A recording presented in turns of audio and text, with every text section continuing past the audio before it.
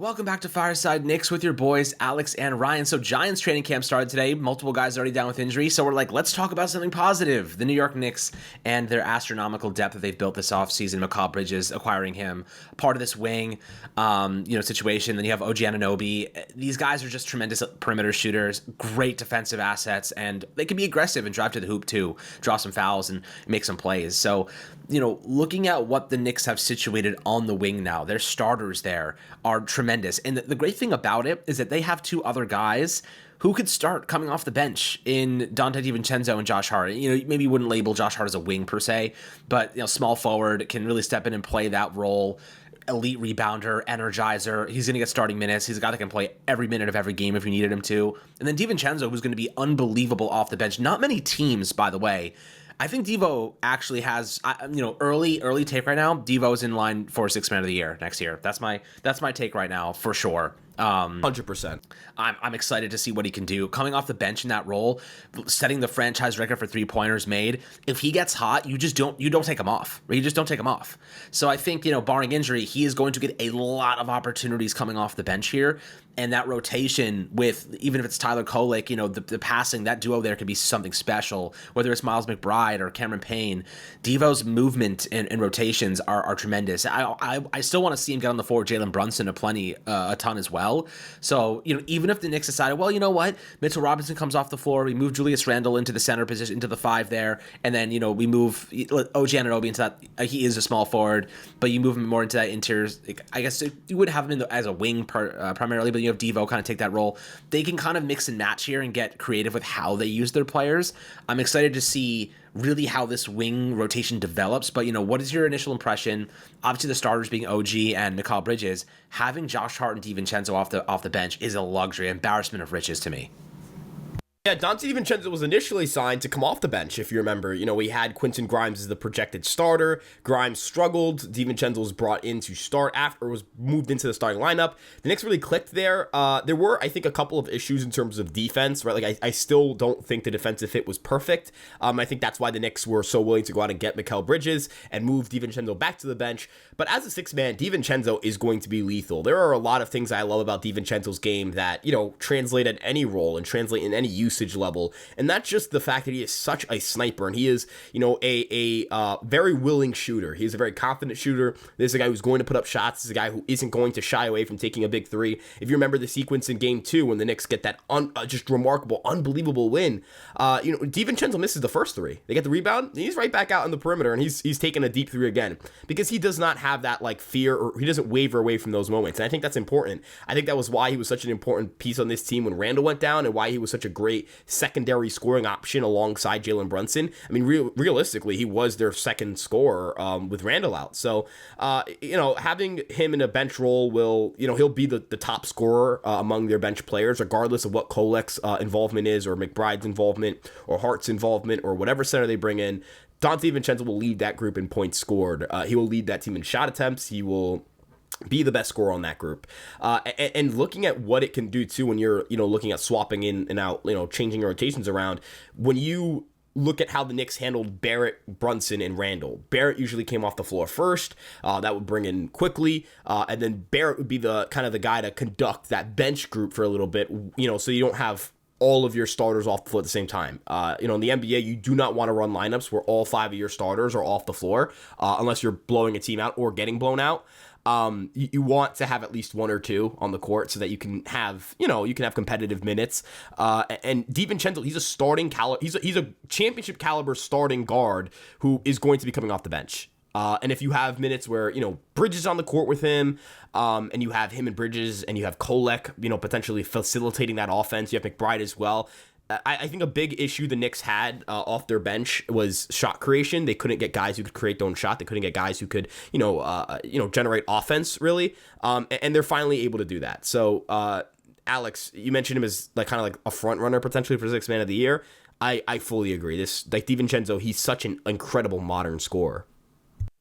He is, and he offers you so much versatility. I mean, the steals, we know. I mean, if you're into sports betting, Dante DiVincenzo steal per game is basically a guarantee.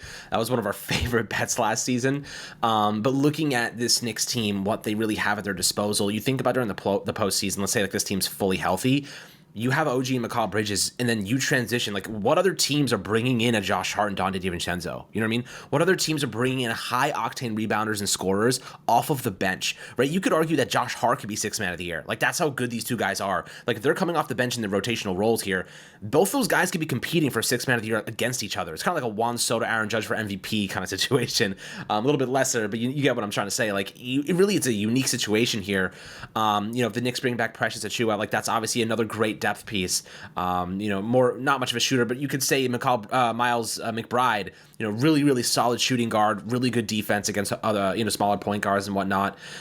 This is a team that just has so much depth. And, that was a primary thing that we lacked during the postseason, especially during the Indiana Pacers series, when we were looking at this team saying, where is our depth? Like, who is stepping in and helping this team right now? It was Jalen Brunson playing every minute possible until he got hurt. It was Josh Hart playing every minute possible until he got hurt. DiVincenzo just launching threes, praying to God. We won that one game. He hit that like 2 3-pointers, like with like seconds left on the board to give us a lead. It was Devo just like playing hero. And I think that this team now has a much more solidified foundation, because if you think about the Boston Celtics and what they did, they rotated these guys. They had elite players coming off the bench in terms of like elite caliber depth pieces coming off of the bench to give their primary scorers and players rest.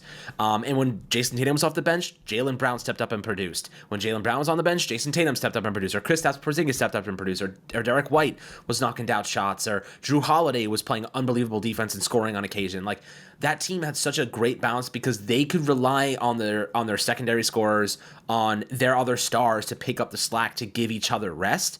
So I think that like Brunson should get rest. Like Julius Randle should get rest. Bridges and OG, like that rotation there should be there to mitigate fatigue, and they have the talent off the bench to compensate, and they also have the other stars on this team on the starting five to help offset that loss in scoring production. So like right now, I've never been more excited for a Knicks team. Like this is truly something special. The last piece of the puzzle will be another center. We'll see what the Knicks do. They have time at their disposal. Maybe they wait until the deadline during the season to make a big deal on an expiring contract like a Clint Capella, where they could pay pennies on the dollar compared to now. So, this Knicks team really is something unique. Ryan, I'll let you get your last thoughts in here about really using that Boston Celtics model and applying it to this Knicks team, because it does feel very similar in ways that they do have so much talent to work with now. And I think one big thing that they are built on that a lot of teams really aren't, and I see a lot of teams kind of steering away from this, and I'm going to put out Philly here because I think Philly's good, but this is where I think they can get beat really badly. Depth. Depth is so important in the NBA. Look at how many teams, look at the Nuggets, right? If you kind of contrast the team that lost to the T-Wolves and the team that got to the finals and won the finals, depth, right? It's having a Bruce Brown to come off the bench. It's having various options, to manage minutes when Jokic isn't on the floor, or to complement Jokic when like Jamal Murray isn't on the court, or whatever it may be. If you look at the Bucks, right, like their issue has now become depth. Their issue, if they have Damian Lillard and Giannis Antetokounmpo, that's bread and butter, right? That's peanut butter and jelly. That's chocolate and peanut butter. That's a combination that should work every single time. But they don't have the depth. Anything happens to either of those two guys, and they're screwed. They can't do anything. And even when they were on the court, they didn't have the defensive depth. They were not a great regular season team. I wasn't particularly moved by them. I don't think they would have stood a chance against Boston had those two played in the playoff series. I understand they have 2 star caliber players, and they would have the best player on the floor in Giannis, but that doesn't really change anything for me. Like I still think that that team would have been outclassed by Boston. I feel the same way about looking at a team. Look at what Minnesota was. Like Minnesota, they were very deep. Unfortunately, they lost to the Mavs. The Mavs got hot at the right time, but Minnesota was able to take down Denver. And then you look at when Dallas took on Boston, and Alex, it looked like a college team trying to play an NBA team. The Celtics mauled the Mavericks. They destroyed them. The Celtics were a deep team. They had multiple NBA starting caliber players on their bench. That's how a strong team is built. 1 through 5, you have to be strong, and then your bench unit has to be strong as well. That is how you win championships. Look at the Lakers in 2020 compared to what they are now. The Lakers in 2020 were a deep team. They had multiple NBA starting caliber players, really strong role players, and that team with LeBron and AD at the helm were able to cruise through the finals. They really put a number on the Western Conference, and then they beat Miami pretty handily.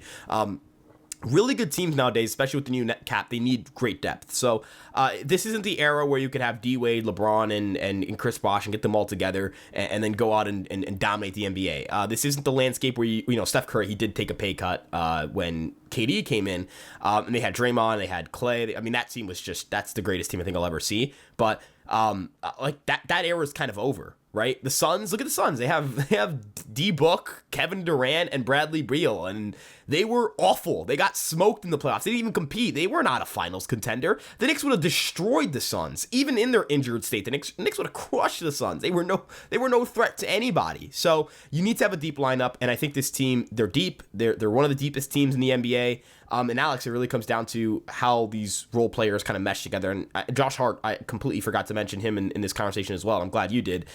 In the six-man conversation, he's certainly a contender because he just fills the box score, man. It's not like stat stuffing. It's like impact. It's the guy's going to pull down 10 rebounds, 10 big shots, or 10 huge points, dish some assists, and play some strong defense as well. He's such a glue guy for this team. They just have so many quality NBA players. It's a great problem to have. It really is. And, you know, if you're the Knicks right now and you're looking at Hart, this guy averages more rebounds than players have points sometimes. So it's like, that's special, right? You know, that's special. So looking at the impact of this team, looking at the depth they've built here, it's still, the process still isn't over, but I'm very optimistic kind of as we progress here. And thank you guys so much for watching the latest Fireside Knicks episodes. Really means a lot to us. We're closing in on 1,000 subscribers. So if you are at this point in the episode, we really, really appreciate your support. Lots of good content coming up. We're just really getting started here. We're playing. You know, if you guys are fans of Fireside Yankees or Fireside Giants, we're really applying that model here as well. So we're going to start really ramping up the content for you guys, and it's going to be a really fun season.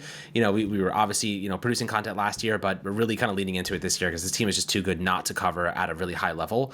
So hope you guys enjoy that. Make sure to drop your comments down below in the YouTube comment section. Make sure to like and subscribe as always. And we'll catch you guys on the next Fireside Knicks episode.